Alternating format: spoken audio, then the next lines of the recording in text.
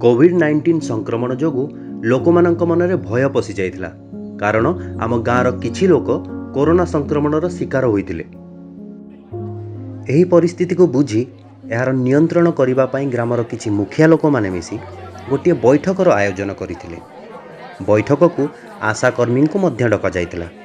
से सेठाको आसी लोकमानंकु बुझाइथिले जे कोविड-19 को डरिबार कोनोसी आवश्यकता नाही, बरम आमको सचेतन रहिबा निहाती आवश्यक।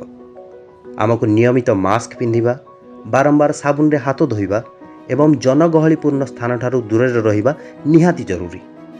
जदि निहाती बाहर को जीवाकू पड़े तेबे सामाजिक दूरता बजाय रखिबा एवं अति जरूरी नथिले कौनसी व्यक्ति किंबा वस्तु को छुईबा नाही। एहा सहित कोविड टीका नेबा मध्य अत्यंत जरूरी।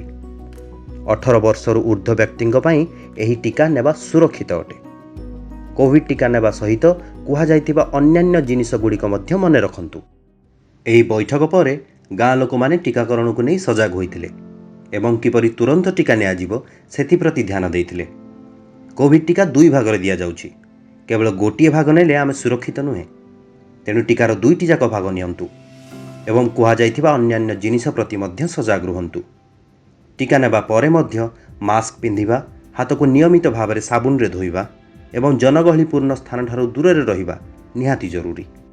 ए सबु मानी टीकाकरण परे मध्य गाँ लोके मास्क रो व्यवहार करुथिले, हाथ को नियमित भाव साबुन रे धोउथिले एवं जनगहलीपूर्ण स्थान ठारू दूर रे रहुथिले।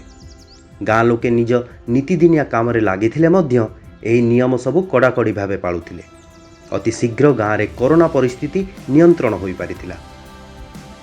टीका नियंतु, कोविड को हरांतु।